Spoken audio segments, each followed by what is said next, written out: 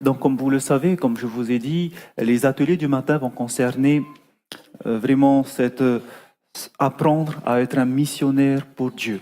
Et je vous disais qu'on ne peut pas être un missionnaire si tout d'abord nous n'avons pas une relation avec Christ. Et c'est la base de toute chose. Et nous devons avoir la base tout d'abord pour étudier la parole, c'est ce que nous avons vu vendredi matin. Et maintenant, nous allons voir autre chose, car avoir une relation avec Dieu, comme vous le savez, ça passe aussi au travers de la prière.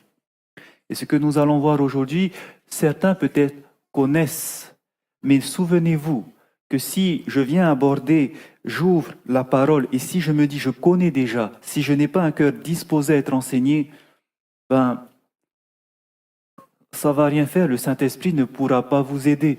Mais croyez-le-moi, si vous demandez à Dieu maintenant de disposer votre cœur, vous allez voir que même si vous avez déjà entendu ce sujet de la prière, Dieu pourra vous éclairer un point qui est important et que peut-être vous avez manqué. Donc c'est pour ça que lorsque nous allons voir ce sujet, j'aimerais que nous puissions venir avec un cœur humble. Il y a parmi nous des personnes qui prient pendant des années, mais sachez qu'il y a aussi parmi nous des personnes qui viennent de découvrir, des personnes qui ne connaissent pas l'Évangile. Et c'est aussi pour eux que ce message s'adresse, que cet atelier s'adressera. Le sujet de ce matin s'intitule « Comment prier efficacement ». Comment prier efficacement.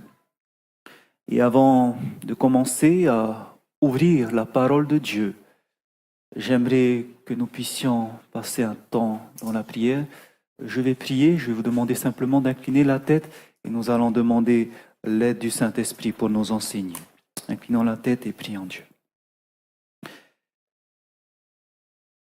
Éternel, notre Dieu, Roi des rois, Seigneur des seigneurs, ce matin, avec un cœur contrit, nous voulons nous prosterner devant ton trône et te dire que tu puisses présentement ouvrir notre intelligence, balayer l'orgueil qui est en nous, balayer, Seigneur, ce pharisaïsme que peut-être nous avons, mais aide-nous à venir près de toi, à s'abreuver auprès de la source d'eau vive. Nous te prions que tu puisses envoyer ton Saint-Esprit, que le Saint-Esprit puisse nous enseigner ce matin, qu'il puisse toucher nos cœurs et nous apprendre à chacun de nous. Veuille nous entourer de tes anges puissants et nous te remercions déjà pour ces miracles que tu feras en nous. Toutes ces grâces, c'est dans le nom de Jésus que nous voulons te les demander. Amen.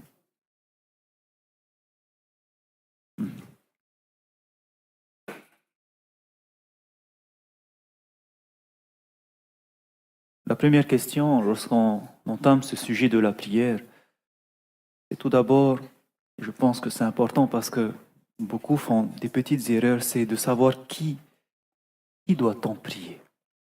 Certains disent, nous pouvons prier le Saint-Esprit. D'autres disent, nous pouvons prier Jésus. D'autres disent, c'est le Père qu'il faut prier. Quand on prie, à qui doit-on s'adresser? J'aimerais que nous puissions lire cela dans Jean chapitre 15. Jean chapitre 15. Nous allons lire le verset 16. Jean 15. Au verset 16, il est écrit ceci. Ce n'est pas vous qui m'avez choisi, mais moi.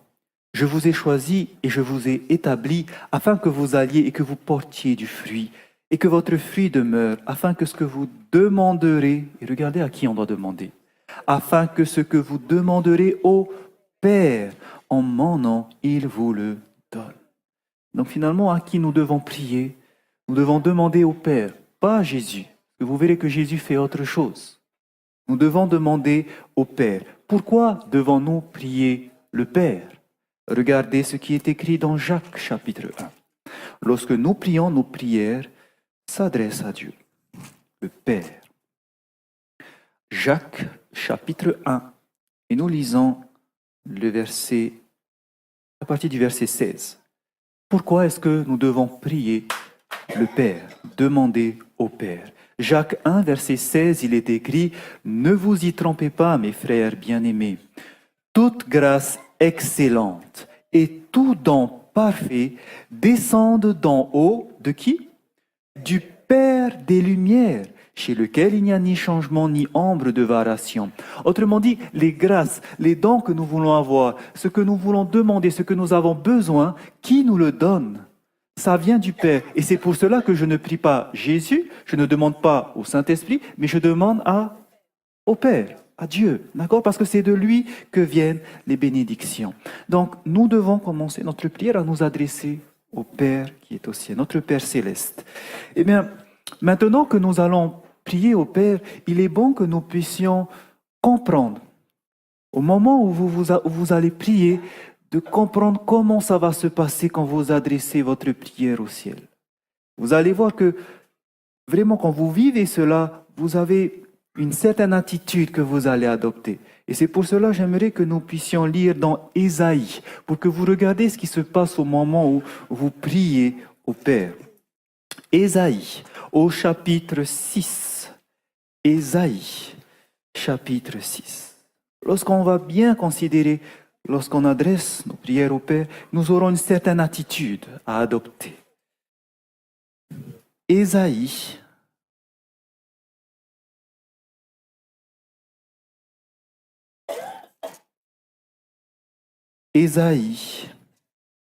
au chapitre 6. Et nous allons lire à partir du verset 1.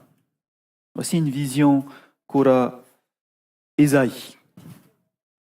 Il est écrit, Ésaïe 6, verset 1, « L'année de la mort du roi Osias, je vis le Seigneur assis sur un trône très élevé, et les pans de sa robe remplissaient le temple. Des séraphins se tenaient au-dessus de lui. Ils avaient chacun 6 ailes, 2 dont ils se couvraient la face, 2 dont ils se couvraient les pieds, et 2 dont ils se servaient pour voler.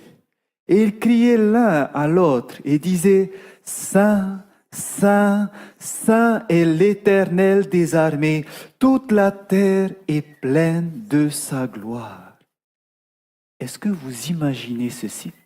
Autour du trône, des séraphins, 6 ailes. Qu'est-ce qu'ils font avec leurs 6 ailes? Ils ne volent pas avec les 6 ailes. Seulement 2 pour voler. Mais les 4 autres, c'est fait pour quoi? Pour se couvrir. Ils se couvrent devant Dieu. Pourquoi? Parce que Dieu est saint, saint et saint. Est-ce que les séraphins ont péché, ces séraphins-là qui sont autour du trône? Non. Si eux, lorsqu'ils se présentent devant le trône de Dieu, ils se voient la face, frères et sœurs. Nous qui sommes pécheurs, à combien plus forte raison nous devons avoir cette attitude d'humilité, de reconnaître qu'il est saint, de nous couvrir quand nous prions et surtout d'humilier nos cœurs.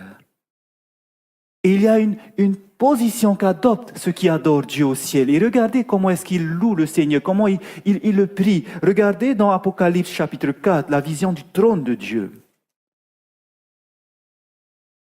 Donc lorsqu'on parle, frères et sœurs, au Père, ce n'est pas comme à quelqu'un que vous parlez dans la rue. Il y a une attitude à avoir. Les anges qui n'ont pas péché se voilent la face. Il est saint. Et dans Apocalypse chapitre 4, regardez ce que nous lisons au verset 9. Les 4 êtres vivants, ici ce sont les séraphins que nous avons vus dans Ésaïe, ont chacun 6 ailes. Et ils sont remplis Dieu tout autour et au-dedans. Ils ne cessent de dire jour et nuit, Saint, Saint, Saint est le Seigneur Dieu, le Tout-Puissant, qui était, qui est et qui vient. Et regardez ce que nous dit au verset 9. Au verset 9, « Quand les êtres vivants rendent gloire et honneur et action de grâce à celui qui est assis sur le trône et à celui qui vit au siècle des siècles, les 24 vieillards se prosternent devant celui qui est assis sur le trône. Et ils adorent celui qui vit au siècle des siècles. » Comment sont les êtres au ciel devant le trône de Dieu? Ils sont en train de se prosterner devant Dieu. Et c'est pour cela, frères et sœurs, nous, lorsque nous prions, nous avons cette attitude d'humilité à avoir et nous devons premièrement faire attention aux mots que nous adressons. Souvent, on répète le nom de Dieu à tout bout de champ. Il y a des personnes qui répètent son nom à tout bout de champ. Mais attention, son nom est saint, n'est-ce pas? Évitons de le répéter à tout bout de champ dans notre prière. Une fois, cela suffit. Regardez les prières dans la parole de Dieu. Chaque prière, ils utilisent une seule fois le nom de Dieu, c'est au début de la prière. Et après, ils ne répètent pas. Regardez, parce que son nom est saint, saint, saint. Autre chose, lorsque nous parlons à Dieu, ce n'est pas comme un ami. Jésus est notre ami. Jésus est notre frère. Mais lorsque nous parlons à Dieu, regardez comment est-ce cette humilité qu'ils ont, cette vraiment considération qu'ils ont les êtres au ciel. On ne parle pas en toute rapidité, on ne parle pas avec... Voilà, il y a une certaine voix à poser lorsqu'on s'adresse à Dieu, n'est-ce pas? Lorsque vous allez dans le bureau du président, comment est-ce que vous vous adressez? Vous allez faire attention à vos mots, n'est-ce pas? À plus forte raison, vous n'allez pas vous adresser au président, mais maintenant au roi des galaxies. Quelle est l'attitude que nous devons apporter? Et les anges, ce qui se passe au ciel, nous montrent comment est-ce que nous devons adorer Dieu. Et ils se prosternent. Et le privilège que nous avons, frères et sœurs, de faire lorsque nous prions, c'est de nous prosterner aussi. De montrer à quel point nous reconnaissons qu'il est le Dieu tout-puissant. Donc, puissions-nous nous humilier quand nous prions. Et j'aimerais vous inviter à avoir cette attitude de pouvoir s'agenouiller lorsque nous prions.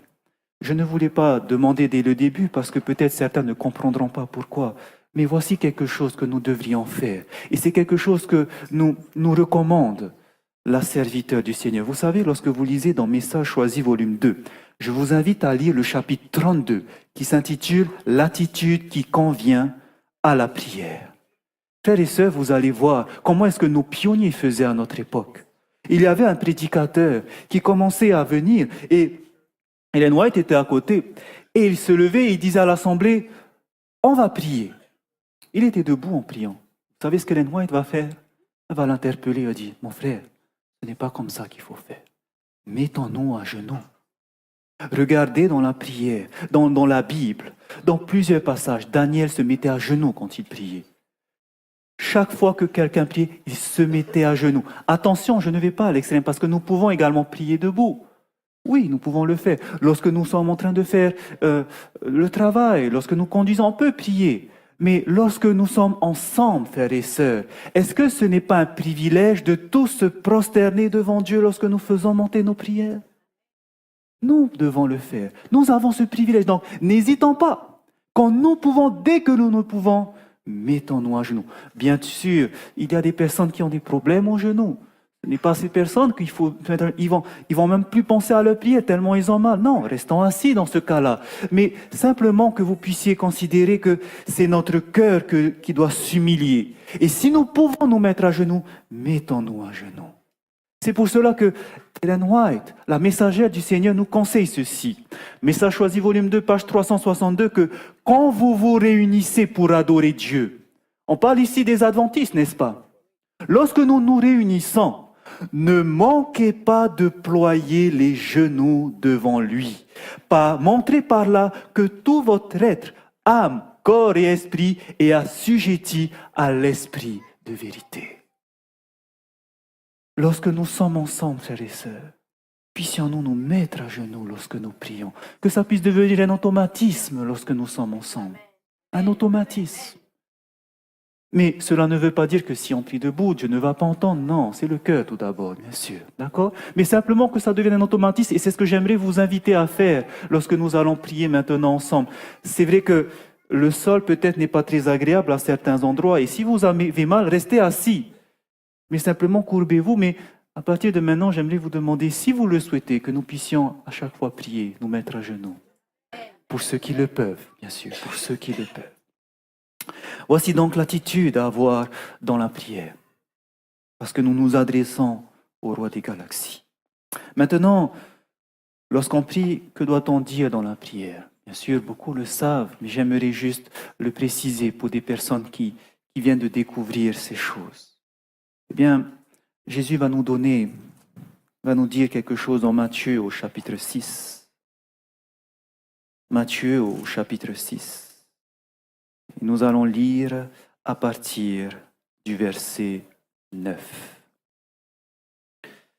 Frères et sœurs, ne faites pas de ce qu'en étudiant une pierre d'achoppement pour d'autres. Hein. Ce n'est pas parce que vous voyez ensuite quelqu'un prier debout que vous allez dire « Ah, il ne prie pas ainsi ». Non, ne faites jamais ça. Que là, vous mettez déjà une barrière entre vous et Dieu quand vous allez vers votre prière. Mais simplement que c'est notre cœur d'abord qui s'humilie. D'accord? Voilà. Je voudrais bien préciser cela. Matthieu chapitre 6, et nous allons lire à partir du verset 9. Il est écrit « Voici donc comment vous devez prier. Notre Père qui es aux cieux, que ton nom soit sanctifié, que ton règne vienne, que ta volonté soit faite sur la terre comme au ciel. » Ok, regardez, vous connaissez tous cette prière, n'est-ce pas? Ok. Est-ce que ce que Jésus a dit en introduisant cette prière, c'est « Voici ce que vous devez dire, voici ce que vous devez dire en priant ». Est-ce que c'est la même chose s'il dirait « Voici ce que vous devez dire en priant » ou « Voici comment vous devez prier ». Est-ce que c'est la même chose?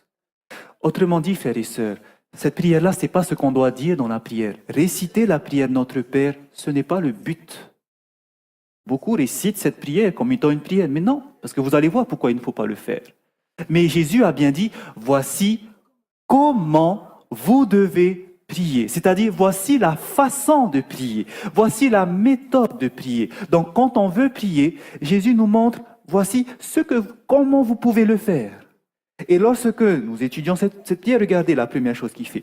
Tout d'abord, Jésus dit quoi? Notre Père. Pourquoi Jésus dit Notre Père? Nous venons de le lire avant, parce que quand nous prions, Jésus a dit de demander au... Donc voici, on demande d'abord à Dieu, on s'adresse à Dieu. Lorsqu'on s'adresse à Dieu, qu'est-ce qu'on fait? Notre Père qui est aux cieux, que ton nom soit sanctifié, que ton règne vienne, que ta volonté soit faite sur la terre comme au ciel. Il est en train de s'adresser à Dieu, mais il est en train maintenant de le louer. Louer pourquoi? Parce que nous venons de voir, lorsque nous prions Dieu, il est le roi des rois. Et donc, je le loue, je le remercie. Le remercie de me permettre de m'approcher de lui, parce qu'au travers du sang de Jésus, de sa justice, je peux m'approcher de Dieu. Et il m'écoute. Donc, lorsque je m'adresse à Dieu, je m'adresse au Père, je le loue d'abord, je le remercie de me permettre de m'adresser à lui. Ensuite, qu'est-ce que je fais? Continuons, le verset 11. Donne-nous aujourd'hui notre pain quotidien. Pardonne-nous nos offenses comme nous aussi nous pardonnons à ceux qui nous ont offensés. Ne nous induis pas en tentation, mais délivre-nous du mal. Ok. Ici, frères et sœurs, Jésus nous dit, demandez ce que vous avez besoin. Donne-nous aujourd'hui notre pain quotidien. C'est-à-dire, nous, si on a des besoins physiques, Seigneur, j'ai besoin d'un travail. Seigneur, j'ai besoin de ceci. Demandons nos besoins, mais aussi nos besoins spirituels. Pourquoi? Parce qu'il nous dit, ne nous induis pas en tentation, mais délivre-nous du mal. Juste une remarque, comme vous le savez, ce n'est pas, quand on dit ne nous induis pas en tentation, ce n'est pas Dieu qui est en train de tenter. Hein? Prenez rapidement dans Jacques chapitre 1. Jacques chapitre 1, ce n'est pas Dieu qui est en train de tenter. Comprenez vraiment cette dimension. Quand on dit « ne nous induis pas en tentation, mais délivre-nous du mal ». Jacques chapitre 1. Regardez ce qu'il est écrit. Jacques chapitre 1. Le verset 13. Il est écrit que personne, lorsqu'il est tenté, ne dise « c'est Dieu qui me tente », car Dieu ne peut être tenté par le mal et il ne tente lui-même personne. Donc ce n'est pas Dieu qui tente, mais Dieu permet la tentation. Il permet que Satan nous assaille. Et donc quand Jésus dit « ne nous induis pas en tentation, mais délivre-nous du mal », c'est-à-dire « Seigneur, lorsque je suis dans la tentation, quand tu permettras la tentation, s'il te plaît, ne m'abandonne pas. S'il te plaît, viens à mon secours. S'il te plaît, aide-moi. » C'est un besoin spirituel, frères et sœurs. Nous aurons besoin d'avoir cette force de Dieu, c'est-à-dire le Saint-Esprit, pour nous aider à vaincre nos tentations. Et nous étudierons plus cela en profondeur bientôt. Donc nous demandons nos besoins physiques et nos besoins spirituels dans la prière. Et ensuite, il termine par quoi? Car c'est à toi qu'appartiennent dans tous les siècles le règne, la puissance et la gloire. Autrement dit, on le remercie, on le loue encore. On le loue parce qu'il va réaliser nos prières. On le remercie de ce qu'il va faire dans notre vie. Et ensuite, il y a quelque chose que nous terminons. Il termine par Amen. Amen, c'est-à-dire, c'est vrai, ce que je dis, je le vis, je le crois, tu vas le faire. Amen. Okay? Je le vis, c'est vrai. Et avant de dire Amen, il y a juste un détail que Jésus n'a pas dit ici, mais qu'il le dira plus tard. En effet, lorsque nous terminerons la prière, regardez, on reprend dans Jean 15, le verset 16 que nous avons dit, que nous avons lu tout à l'heure. Regardez ce que nous allons faire avant de terminer une prière, ceux en tout cas qui commencent à comprendre ces choses. Jean 15 au verset 16.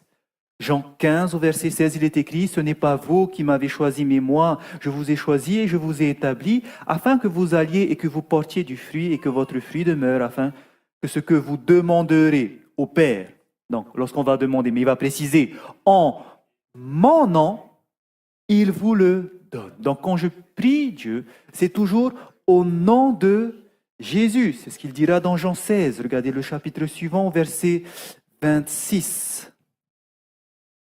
Pourquoi? Pourquoi nous demandons au nom de Jésus? Regardez Jean 16, nous allons lire le verset 26. Il est écrit, Jean 16 au verset 26, « En ce jour, vous demanderez en mon nom. » On demandera au nom de Jésus, « Et je ne vous dis pas que je prierai le Père pour vous, car le Père lui-même vous aime. » Pourquoi nous demandons au nom de Jésus? Parce que Jésus va faire quoi? Tout simplement, il va intercéder pour nous devant le Père. Il intercède pour nous devant Dieu. C'est pour ça que quand je prie Dieu, je demande au nom de Jésus parce que je n'ai aucun mérite pour que ma prière soit exaucée. Mais au travers des mérites du Christ, Dieu prend cette prière comme une bonne odeur et il accepte cette prière et il ensuite réalisera cette prière. C'est pour ça que je prie au nom de Jésus et je termine par Amen. Donc frères et sœurs, quand vous comprenez ceci, une prière ne doit pas se dire de façon machinale, réciter quelque chose. Et c'est pareil pour les formules, frères et sœurs. Il est vrai, lorsque vous entendez souvent, et dans mon île on l'entend souvent, mais on essaie de corriger. Les personnes, quand ils terminent une prière, ils aiment dire par le pardon de nos fautes, Amen. Au nom de Jésus, par le pardon de nos fautes, Amen. Il y a toujours cette petite formule à la fin, par le pardon de nos fautes. Est-ce que c'est bien de répéter machinalement? Regardez, le fait de dire comme ça, voici ce qui se passe. Vous priez la veille, avant de vous coucher. Vous dites à la fin, par le pardon de nos fautes, Amen. Ok. Donc vous de réclamer de pardonner vos fautes, il a pardonné vos fautes. Et voici que vous passez une bonne nuit de repos. Et le matin, vous vous réveillez, vous êtes enfant, vous faites votre prière et vous terminez encore par le pardon de nos fautes. Est-ce que ça a un sens? Est-ce que vous avez péché pendant la nuit là? Non, vous avez fait de beaux rêves, vous vous êtes bien réveillé. Et pourquoi on terminerait alors par le pardon de nos fautes? Vous voyez ce qui se passe? Pourquoi? C'est parce que c'est machinal. Dieu, quand on prie, il faut que ce soit une prière intelligente, qu'on comprenne ce qu'on demande lorsqu'on prie. C'est pour cela, je vous disais, que la prière, par exemple, Notre Père, n'est pas une prière à réciter. Regardez ce que dira Jésus concernant ces répétitions dans Matthieu chapitre 6. Et c'est pour cela que dans ce même chapitre, Jésus va préciser qu'il ne faut pas répéter. Matthieu chapitre 6 au verset 7.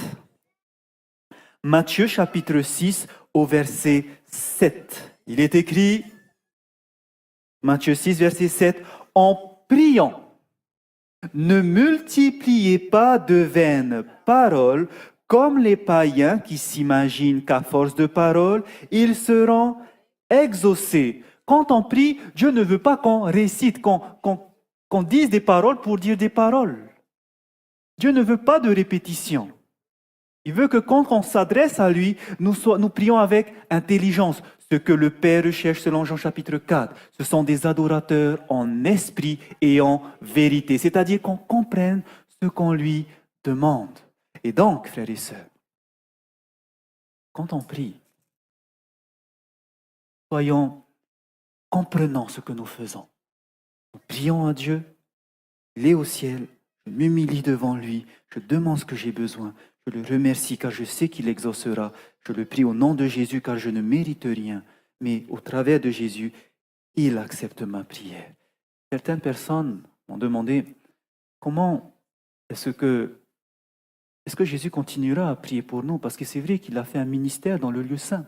Dans le lieu saint, on sait qu'il a fait ce ministère d'intercession. C'est ce que nous dit Hébreu. Il est entré dans le lieu saint pour intercéder pour nous. Et on le voit parce que dans le lieu saint, au ciel, il y a l'encensoir. Vous vous souvenez? Et l'encensoir, l'encens représentait les prières qui montaient vers le Père. Et on se pose la question, mais et quand il est passé dans le lieu très saint, il n'y a plus d'encensoir, il arrive dans le lieu très saint. Et c'est pour ça que j'aimerais vous partager ce passage pour ceux qui pensent ceci. Dans le livre Premiers Écrits au chapitre 32, voici ce qu'a vu Ellen White.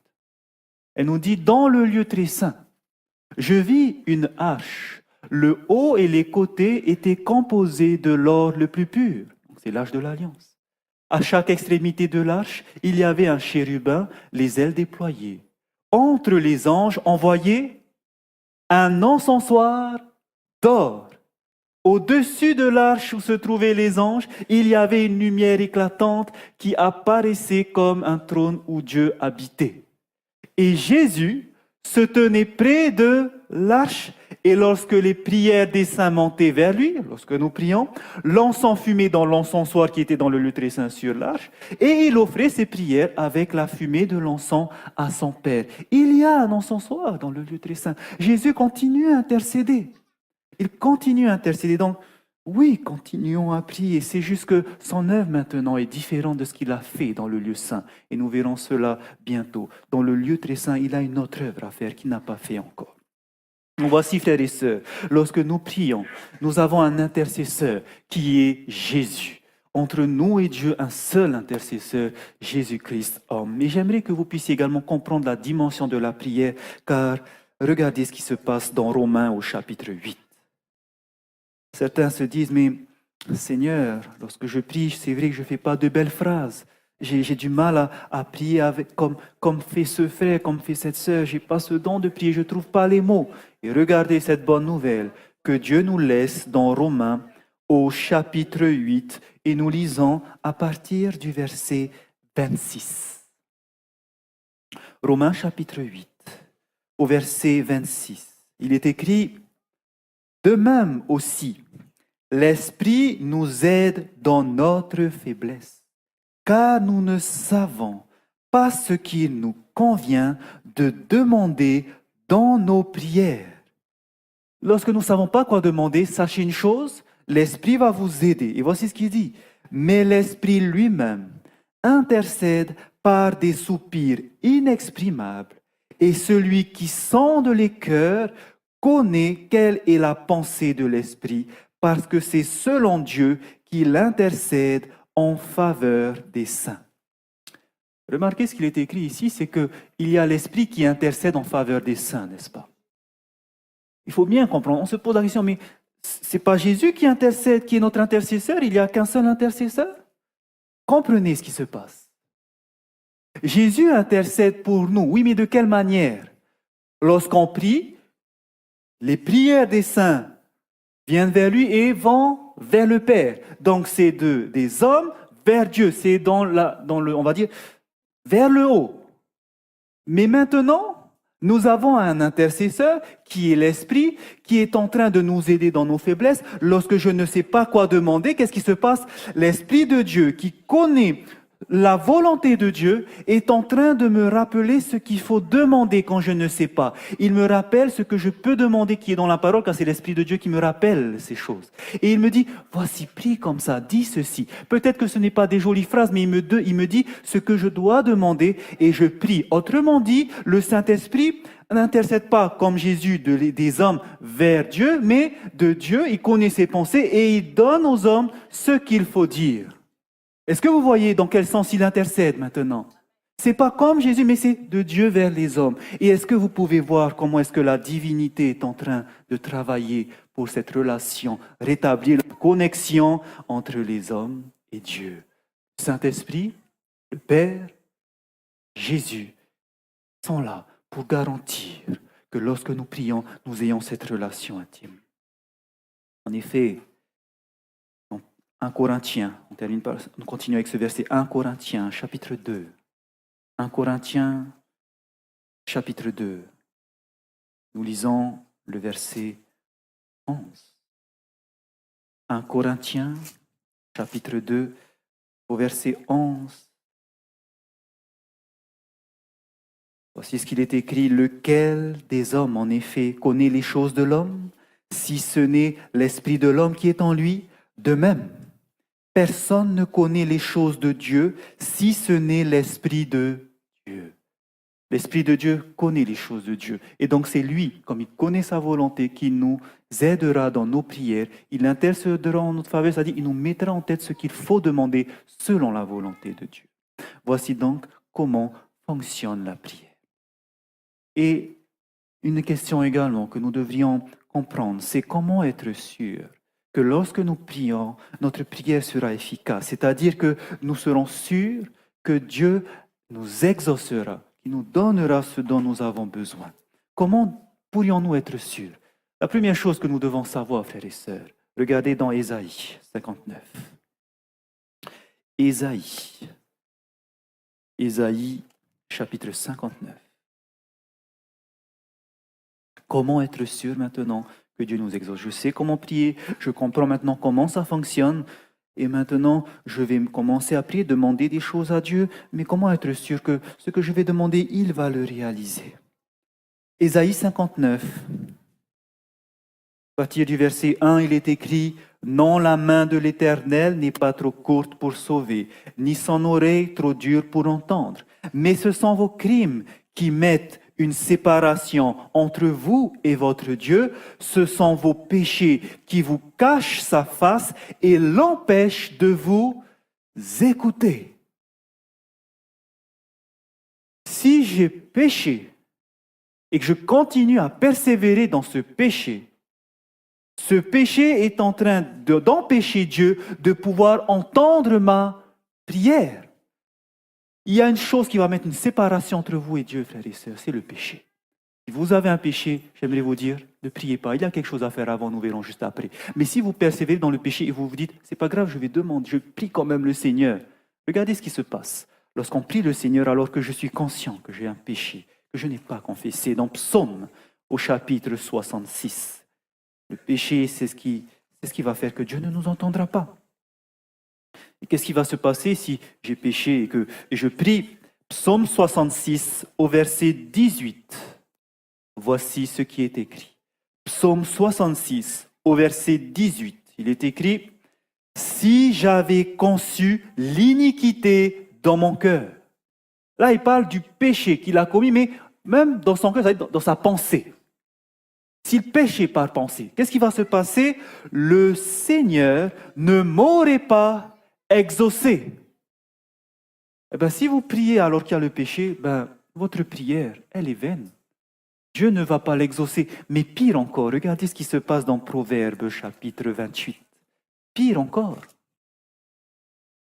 Si je prie, alors que je garde encore ce péché en moi, c'est bien pire, frères et sœurs.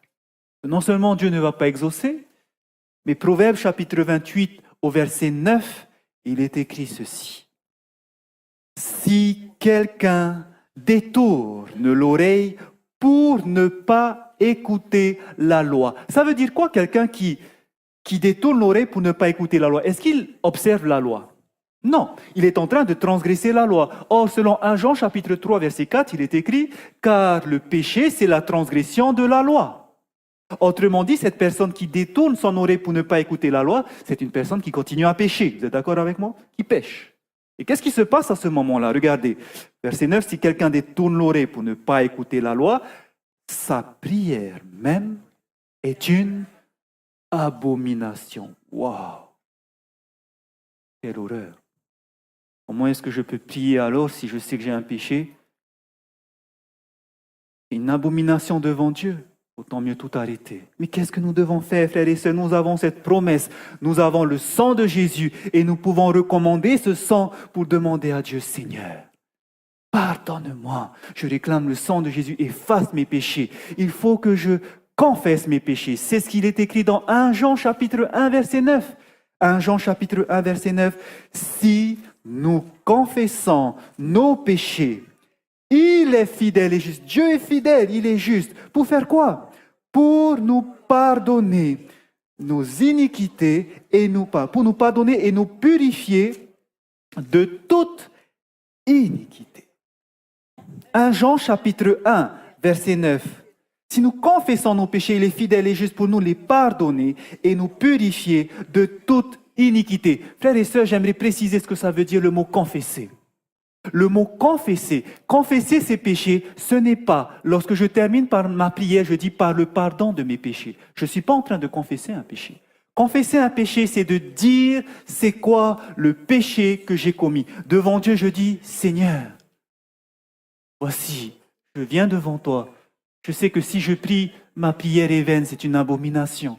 Alors j'aimerais te demander, pardonne-moi pour ce péché que j'ai commis. Tout à l'heure, j'ai regardé une dame et j'ai eu une pensée adultère. Et je te demande pardon. S'il te plaît, Seigneur, tu as en horreur cela. Je ne veux plus recommencer, je ne veux plus te blesser. Confesser, c'est dire le péché que vous avez fait. Il faut reconnaître. Si vous terminez votre prière par le pardon de nos fautes, à aucun moment vous n'avez confessé. Vous avez toujours ce péché, vous allez continuer. Mais le fait de confesser va vous prendre conscience de l'horreur que vous avez fait. Vous prenez conscience, voici ce que j'ai fait, Seigneur, je ne veux plus recommencer. Il faut le dire, il faut le penser. Il faut que vous dites à Dieu, pardonne-moi. C'est cela, confesser. Et qu'est-ce qui se passe quand je confesse mon péché? Alors Dieu va me le pardonner. Et alors quand je vais prier, qu'est-ce qui va se passer? Est-ce qu'il y a quelque chose qui va mettre... Est-ce qu'il y a une barrière? Non, ma prière elle va monter. Mais regardez, frères et sœurs, il y a une autre condition. Oui, Dieu est prêt à pardonner nos péchés, est prêt à effacer cela. Mais il y a quelque chose que vous devriez savoir dans Matthieu chapitre 6. Dieu est prêt à pardonner notre péché. Mais dans Matthieu au chapitre 6, Jésus précisera quelque chose. Oui, Dieu va vous pardonner, mais Matthieu chapitre 6 au verset 14. Voici ce qu'il est écrit.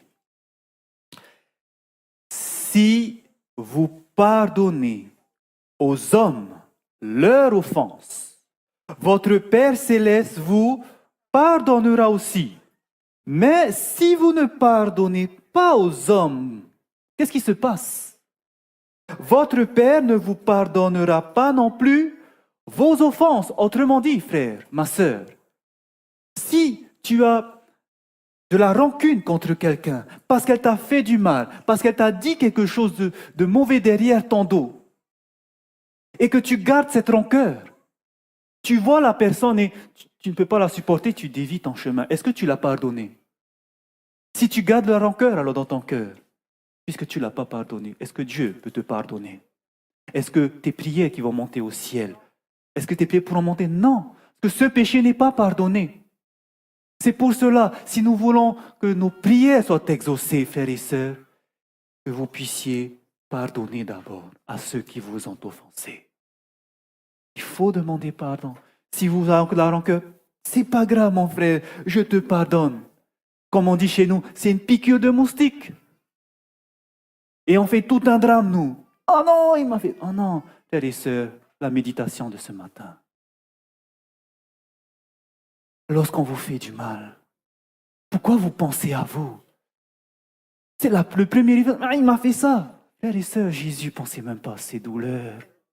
C'était le premier à pouvoir penser à Dieu. Mais il pensait à qui? Au malheur des femmes, de leurs enfants qui allaient arriver. Il était sur la croix, il ne pensait pas à lui. Il pensait aux soldats qui allaient périr s'il continuait comme ça. Voici les pensées que nous devons avoir. Si quelqu'un te fait du mal, ah, il m'a fait ça. Non, c'est pas grave, mon frère. C'est pas grave. Que Dieu puisse t'aider à changer comment tu es. Parce que si tu continues comme ça, je sais où tu vas aller. Je ne veux pas que tu ailles en enfer. Alors j'aimerais, c'est pas grave, on repart ensemble, prier avec lui et c'est reparti. Donc frères et sœurs, j'aimerais vous dire, à partir d'aujourd'hui, alors que nous allons prier et que nous allons prier intelligemment, si aujourd'hui vous avez quelque chose avec votre prochain, où il y a une mésentente, il faut que vous allez le voir et que vous priez ensemble. Parce que sinon, ça ne sert à rien de continuer à prier. Et c'est pour cela qu'il nous faut demander à Dieu d'humilier nos cœurs, parce que ce n'est pas facile de s'humilier. Seule la puissance de la grâce peut faire cela en nous. Et il faut demander à Dieu, Seigneur, humilie mon cœur. Si vous ne demandez pas, Dieu ne peut pas le faire. Mais quand il s'agit de demander à Dieu de nous libérer de ces choses, sachez-le, Dieu est prêt à répondre. Prêt à répondre. Donc demandez à Dieu de vous aider. Allez voir la personne, téléphonez à la personne qui n'est pas là et demandez-lui pardon. Pardon. Si vous avez offensé quelqu'un, demandez-lui pardon. S'il vous a offensé, que vous avez la rancœur, pardonnez-le et c'est terminé. Et maintenant, Dieu va exaucer votre prière parce que tous vos péchés qui ont été confessés ont été pardonnés, effacés. Et maintenant, vous pouvez prier. Vous savez que ça va exaucer. Autre chose, pour que nous soyons sûrs que nos prières soient exaucées, regardez dans Jacques au chapitre 1. Nous allons au chapitre 4. Jacques 4, nous allons lire le verset 3. Jacques chapitre 4 au verset 3, il est écrit « Vous demandez et vous ne recevez pas. Pourquoi quand on prie ça n'exauce pas? Parce que vous demandez mal dans le but de satisfaire vos passions. » Si je prie et que ça n'exauce pas, il faut peut-être voir, est-ce que ce que je demande, c'est selon la volonté de Dieu ou c'est selon ma volonté? Frères et sœurs, si c'est selon votre volonté, ça ne va pas le faire. Souvent, peut-être, on peut prier pour avoir cette épouse, cette femme, elle est jolie, Seigneur, j'aimerais la voir, j'aimerais me marier avec elle. Mais est-ce que c'est la volonté de Dieu? Oui, elle est belle. Mais frère, ma sœur, ne te lance pas comme ça. Demande à Dieu si c'est sa volonté. Parce que ça pourrait être une pierre d'achoppement pour toi. Et c'est pour cela que nous devons demander selon la volonté de Dieu. Si c'est une personne qui craint Dieu, Dieu va te répondre. Il va dire, oui, c'est cette personne. Mais si c'est une personne qui sait dans son omniscience qu'elle va t'emmener loin de Jésus, frères et sœurs, il ne va pas te répondre. Et n'essaie pas de vouloir forcer. C'est sa volonté que tu ne te maries pas avec elle. Ce sont des choses, frères et sœurs, concrètes. Mais il faut vraiment demander à Dieu sa volonté et selon sa volonté. Et reconnaître que notre volonté n'est pas la même que la sienne. Reconnaître surtout qu'il est notre Père qui nous aime. Autrement dit, il va vous donner la meilleure des choses. S'il ne vous donne pas ceci, c'est qu'il a une autre option pour vous. Mais surtout, ça sera la meilleure. Toujours la meilleure. Tout don parfait, toute grâce excellente vient du Père des Lumières. Vient de lui. Donc, frères et sœurs, demandons selon sa volonté. Et c'est pour ça qu'il est important d'humilier nos cœurs, pour que le Saint-Esprit puisse nous dire qu'est-ce qu'il faut demander, selon sa volonté. Toujours. Selon sa volonté. Et une dernière condition, pour que nous puissions être sûrs que nos prières seront exaucées, que nous soyons sûrs que lorsque nous prions, ça sera efficace, c'est ce que nous lisons dans le livre des Hébreux au chapitre 11. Hébreux au chapitre 11. Et nous lisons le verset 6. Hébreux chapitre 11 et nous lisons le verset 6. Il est écrit « Or, sans la foi, il est impossible de lui être agréable, car il faut que celui qui s'approche de Dieu croit que Dieu existe et qu'il est le rémunérateur de ceux qui le cherchent. » Lorsqu'on s'approche de Dieu, quand on le prie, oui, il faut croire qu'il existe, mais surtout, il faut croire qu'il va répondre à la prière, qu'il sera le rémunérateur de ceux qui le cherchent. Ce qui veut dire que quand je prie, je saurai qu'il va répondre à ma prière. C'est ce que Jésus nous dira dans Marc au chapitre 11. Marc au chapitre 11, Jésus appuiera ceci. Marc chapitre 11, et nous allons lire le verset 24. Marc au chapitre 11 au verset 24. Il est écrit... C'est pourquoi je vous dis, tout ce que vous demanderez en priant, croyez que vous l'avez reçu et vous le verrez s'accomplir. Il faut déjà croire que Dieu va donner quand je prie. Même quand je prie, je sais, Seigneur, je te remercie parce que je sais que tu vas l'accomplir. Priez avec foi, frères et sœurs. Priez avec foi. Pourquoi? Parce que vous savez que vous répondez aux conditions. Vous avez tout confessé. Vous n'avez aucun problème avec vos frères et sœurs. Vos relations avec vos frères sont pures. Vous demandez selon sa volonté. Et maintenant, vous pouvez croire alors qu'il va répondre au temps qu'il a choisi. Au temps qu'il aura choisi, il répondra. Toujours en son temps. Parce que Dieu nous dit dans Ésaïe, nous laisse cette promesse, Ésaïe 55. Frères et sœurs, même si ça ne vient pas vite l'exaucement, sachez qu'il entend et qu'il va l'exaucer si c'est selon sa volonté. il le fera. Ésaïe, il nous confirme ceci dans Ésaïe au chapitre 55. Ésaïe, chapitre 55, et nous lisons le verset 10, où il est écrit « Comme la pluie et la neige descendent des cieux, et n'y retournent pas sans avoir arrosé, fécondé la terre et fait germer les plantes, sans avoir donné de la semence au semeur et du pain à celui qui mange. Ainsi en est-il de ma parole qui sort de ma bouche. Elle ne retourne point à moi sans effet, sans avoir exécuté ma volonté et accompli mes desseins. » Quand Dieu nous dit « fais ceci et tu verras tes prières seront exaucées », s'il nous promet qu'il va le faire, ça se fera. Il va exaucer. Soyez sûrs, frères et sœurs. Quand Dieu nous dit quelque chose, il va le faire. Donc quand nous prions, demandons avec foi parce que nous savons qu'il va exaucer. Nous savons qu'il va le faire. J'aimerais terminer avec quelques conseils pratiques. Des conseils pratiques qui pourront vous aider tous les jours. Le premier conseil, le voici, nous le trouvons dans Luc, au chapitre 11.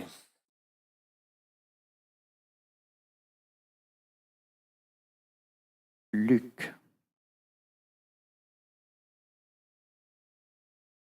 chapitre 11. Nous allons lire le verset 1. Luc chapitre 11 au verset 1, il est écrit « Jésus priait un jour en un certain lieu. Lorsqu'il eut achevé, un de ses disciples lui dit « Seigneur, enseigne-nous à prier comme Jean l'a enseigné à ses disciples. » Frères et sœurs, comprenez bien ce qui se passe ici. Jésus venait de terminer de prier. Parce qu'il venait de terminer de prier, quelqu'un est venu lui dire, un de ses disciples est venu lui demander de nous apprendre à prier. Pourquoi d'après vous? C'est vrai, Jean l'a fait avec ses disciples, donc fais-le aussi comme Jean l'a fait. Mais surtout, s'il venait de prier et que la personne va venir, c'est que quelque part, il a entendu quand Jésus a prié, ça l'a touché. Et il aimerait apprendre comment tu pries. Enseigne-moi, Seigneur. Lorsque Jésus priait, sachez une chose, il priait à haute voix. Lisez le livre Jésus-Christ, lisez le commentaire de ce passage et vous allez lire la même chose. Que parce qu'il priait à haute voix, le disciple qui a entendu est venu et il lui a demandé de lui apprendre parce que sa prière l'a touché. Donc quand nous prions, n'hésitons pas de prier à haute voix. En effet, voici ce que l'esprit de prophétie nous dit. Heureux ceux qui, page 85, et nous confirme cela, que Jésus prie à haute voix. Notre Sauveur a prononcé 2 fois l'oraison dominicale. La première fois en présence de la multitude dans le sermon sur la montagne et la seconde fois quelques mois plus tard, c'est-à-dire dans ce passage que nous venons de lire, en présence de ses disciples. Pendant quelques instants, ceux-ci s'étaient éloignés de leur maître. Et voici qu'à leur retour, ils le trouvèrent en prière. Donc maintenant, Jésus va prier. Apparemment inconscient de leur présence, il continua de s'exprimer à haute voix. Et c'est à ce moment que le disciple va venir pour lui demander « Seigneur, apprends-nous à prier comme tu pries. » Ça va l'interpeller quand ils vont voir Jésus à prier à haute voix. Pourquoi, frères et sœurs, je vous invite à faire ceci, tout simplement. Jésus faisait à haute voix parce que quelque chose se passe au moment où vous parlez. Le fait de prier les yeux fermés sur vos genoux sans prononcer les mots. Voici ce que beaucoup ont dû faire comme expérience, c'est qu'au bout d'un moment, je commence à prier et tout d'un coup, mes pensées sont je suis en train de penser ce que je vais faire dans la journée, je dois aller au magasin, etc. Et je commence à me perdre dans mes prières. Vous avez vécu ça? Ok, ça me rassure, je suis pareil. Donc voici, lorsque j'ai appris ceci, Jésus qui prie à haute voix, je me dis, ok, quand vous mettez en pratique, vous voyez que au moment où vous priez, ce n'est plus comme avant. Pourquoi? Parce que maintenant, votre cerveau doit mobiliser des neurones pour que votre bouche parle, dise les mots, et là, il va utiliser plus votre partie de votre cerveau, et du coup, vous serez plus concentré dans votre prière, et essayez cela, vous n'allez plus jamais penser à autre chose, mais vos prières, quand vous priez à haute voix, Vous êtes concentrés comme pas possible. Et vos prières ne vont pas s'égarer. C'est pour ça que Jésus priait à haute voix. Il était comme nous, n'est-ce pas? Et donc, lui, sa méthode, c'est de prier à haute voix. Et faites l'expérience, vous allez voir, vous n'aurez plus des prières qui vont divaguer d'un bout à l'autre. Voici le conseil. Certains pourront dire, oui, mais si je prie à haute voix, il y a d'autres qui entendent. Et surtout, il y a les démons. Et donc, qu'est-ce qui va se passer à ce moment-là quand je prie? Ils vont savoir mes faiblesses. Frères et sœurs, vous savez qu'est-ce qui se passe? Ils n'ont pas besoin, les démons, d'entendre vos prières pour savoir quelles sont vos faiblesses. Dans votre vie, tout simplement, ils vous observent. Ils ne peuvent pas lire vos pensées. Ça, ils ne peuvent pas. Mais ils voient comment vous êtes. Ils connaissent vos faiblesses. Ils n'ont pas besoin d'entendre. Mais deuxièmement, regardez surtout ce qui se passe quand vous priez avec ferveur. Lorsque vous priez à haute voix, avec ferveur, regardez ce qui se passe. À l'ouïe de la prière fervente, toute l'armée de l'adversaire est saisie d'effroi. Quand vous priez, quand on entend votre prière, avec cette prière fervente, les démons, ils ont peur, ils sont terrifiés. Donc oui, priez à haute voix, ils vont s'en aller. Et il dit encore, les renforts des légions sataniques continuent à affluer, mais quand les anges puissants, revêtus de l'armure du ciel, se précipitent au secours de l'âme assaillie et défaillante, alors Satan et son armée battent en retraite, sachant bien que la bataille est perdue. Ceux qui se soumettent volontairement à l'ennemi sont fidèles, c'est-à-dire les démons. Ils sont actifs, ils sont unis. Malgré la haine qu'ils éprouvent l'un pour l'autre, ils saisissent cependant toutes les occasions favorables à leur intérêt commun. Mais le grand chef du ciel et de la terre a mis une limite à la puissance de Satan. Frères et sœurs, prions avec ferveur. Bien sûr, cela ne veut pas dire que quand vous serez dans votre chambre, vous allez prier fort pour que celui qui est en bas entende que vous priez, que vous avez une prière fervente. Ce n'est pas ça le but, vous savez. Simplement, quand on prie à haute voix, c'est que vous prononcez vos paroles. C'est dans ce sens. Parlez, parlez. Peut-être à faible voix, mais parlez. Parlez dans votre prière. C'est dans ce sens-là, j'aimerais vous le dire. D'accord? Prions à haute voix. Et à ce moment-là, rien ne pourra. Les démons, ils s'en vont. Ils ne peuvent plus rester autour de vous. Donc, voici le premier conseil. Prions à haute voix pour que nos prières soient, qu'on puissions rester concentrés. Et deuxièmement, voici un autre conseil que j'aimerais vous donner. Et ce sera mon dernier conseil que nous trouvons dans Luc au chapitre 22. Luc chapitre 22. Où nous lisons le verset 31. Luc chapitre 22. Et nous lisons le verset 31. Le Seigneur dit, Simon, Simon, Satan vous a réclamé pour vous cribler comme le froment.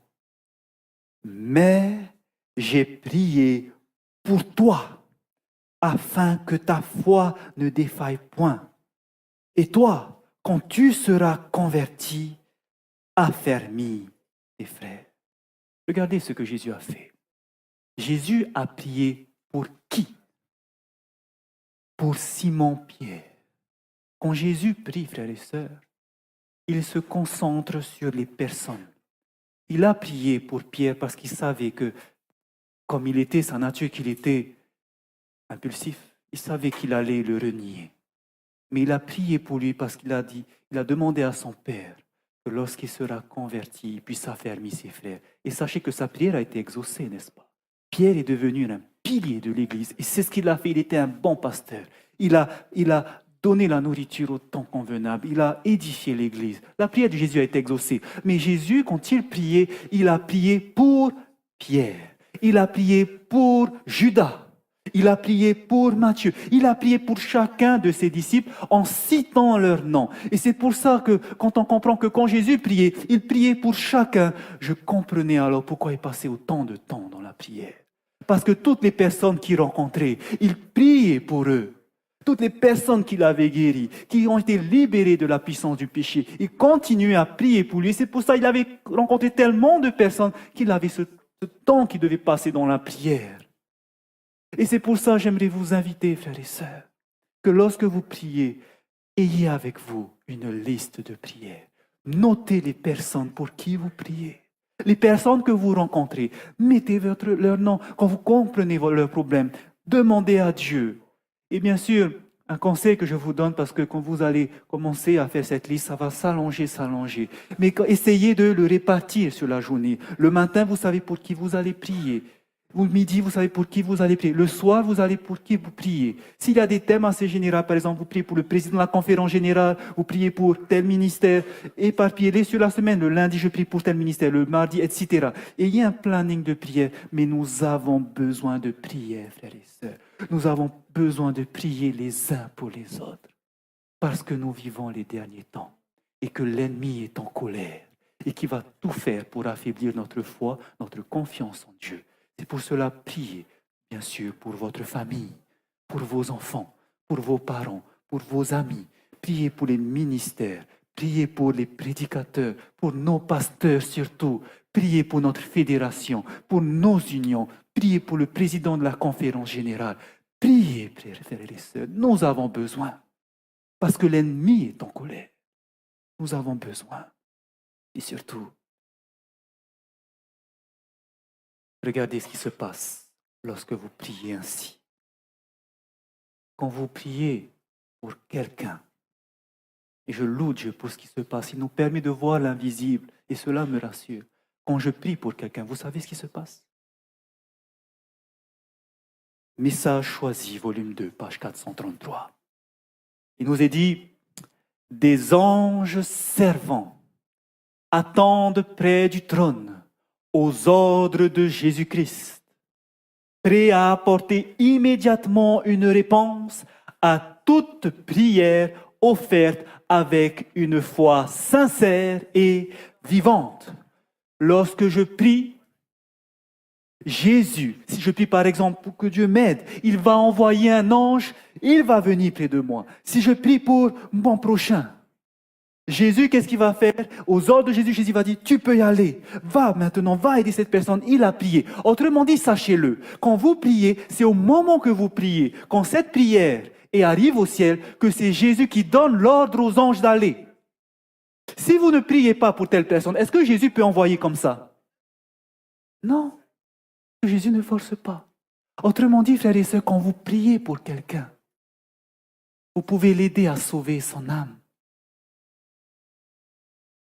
C'est pour cela que quand on prie, Jésus est prêt à envoyer des anges. Va aider, va aider, va aider. Mais si je ne prie pas pour la personne, il ne pourra pas le faire. Et c'est ce témoignage qu'elle nous rapporte dans Levez vos yeux en haut, un témoignage qui m'a touché. Elle nous dit ceci, dans votre prime jeunesse. Elle va parler d'un jeune. Regardez bien ce qui se passe. Ça m'a touché quand j'ai vu ça. Dans votre prime jeunesse, vous aviez des convictions scrupuleuses, mais en choisissant mal vos amitiés, en suivant vos propres penchants, vous vous êtes attiré le danger et la souffrance. C'était quelqu'un qui vivait loin de Dieu finalement. Et regardez ce qui va se passer. Vous en porterez les cicatrices toute votre vie. Et là, si un ange de Dieu, en réponse aux nombreuses prières qui se sont élevées en votre faveur, ne s'était pas tenu à vos côtés lors de votre accident, votre vie serait achevée là. Ce jeune, s'il était vivant encore là, c'était grâce à qui? Il avait eu un accident, il devait mourir. Mais des personnes étaient en train de prier pour lui. Jésus, en entendant ces prières, a dit à ses anges, allez le protéger, préservez-le. Si ces prières n'avaient pas été montées, il aurait perdu sa vie. Si personne ne priait pour lui, il aurait perdu sa vie. Frères et sœurs, il y a plein de personnes que vous aimeriez qu'ils soient sauvés, n'est-ce pas? Alors s'il vous plaît, priez pour ces âmes. Priez pour ces âmes, parce que Dieu est prêt à envoyer des armées d'anges autour d'eux. Dieu est prêt à le faire. Mais si personne ne prie, aucun ange n'y sera. Et pour cela, nous avons ce privilège de demander que chacun puisse avoir ce ministère de la prière. Les anges, frères et sœurs, font un ministère extraordinaire. Et je remercie le Seigneur, car il est vrai. Sachez que depuis que j'ai commencé à marcher avec Dieu, j'ai vu comment Satan et les démons étaient en train de m'assaillir et surtout assaillir mon foyer. Lorsque nous avons commencé à nous installer à Taha, Dieu est bon, nous avons déjà une maison. Mes beaux-parents ont une maison et c'est là que nous logeons. Et voici que mon fils, il jouait à son grand-père, mon père, l'a offert un petit quad, un jouet, vous savez. Donc il appuie sur un quad électrique, c'est une moto qui avance. Un quad, ça avance comme ça, il jouait sur la terrasse. Et ce que nous avons fait, c'est que nous avons, tout le long de la terrasse, nous avons mis il n'y a pas de barrière, et donc nous avons mis des tables, nous avons mis des chaises pour qu'il évite de tomber, parce que juste après la terrasse, en bas, vous avez un vide de 2 mètres et demi, tout le long. Et donc, voilà, on a tout fait pour que ce soit bien barricadé. Nous avons mis des chaises, tout ça. Et voici ce qui s'est passé. Il jouait tranquillement à sa moto, en quad, et j'étais au milieu de la terrasse. La terrasse, elle est grande, et il passe. Et on le regarde. Et tout d'un coup, je le regarde, et je ne sais pas ce qui s'est passé. La moto est partie vers le vide de la terrasse. Et au moment où il va, je commence à me lever et je vois qu'il y avait un petit vide. Et la moto se dirige pile dans le vide. Je me suis levé, j'ai couru, j'ai sauté. Je voyais mon fils tomber dans le vide. Je peux vous dire la peur que j'ai eue. Je pleurais déjà. Je vois mon fils tomber, j'étais en l'air. J'ai décollé les pieds, j'étais en l'air, mais je ne pouvais rien attraper. Et quand j'ai vu, je suis tombé, et la première chose, j'ai sauté dans le vide pour voir ce qui se passait. Je voyais mon fils retourner, la moto retourner sur lui. Il est tombé sur la tête. Avec le poids de la moto comme ça, et je suis parti le chercher. Pleurer, je regardais. Il pleurait. Et je regardais son visage. Frères et sœurs, il n'avait rien. Pas une égratignure, pas une seule goutte de sang. Seulement une petite poussée, un petit caillou là à l'oreille. Mais rien du tout. Avec une chute de 2 mètres et demi, avec le poids de la moto, il devait se faire très mal. Il n'a rien eu de cassé. Rien du tout, frères et sœurs. Et pour cela, je voudrais remercier vos prières. Merci pour ceux qui prient pour mon foyer. Merci pour ceux qui prient pour moi, parce que l'ennemi veut tout faire pour nous détruire. Je remercie le Seigneur, car il nous protège, et je remercie Jésus pour ses anges qu'il envoie constamment auprès de nous. Qu'il puisse le faire de même pour vous, pour vos familles. Et donc, frères et sœurs, priez. Pour prier efficacement, vous avez le secret. Humiliez-vous devant votre Dieu. Si vous avez des différends les uns vers les autres, que vous puissiez aller voir la personne et lui dire, mon frère, je veux que ça s'arrête là. Priez ensemble. Mais que votre prière soit sincère et fervente. Et vous allez voir comment Dieu pourra vous utiliser puissamment. Que le Seigneur puisse vous aider, frères et sœurs. Amen.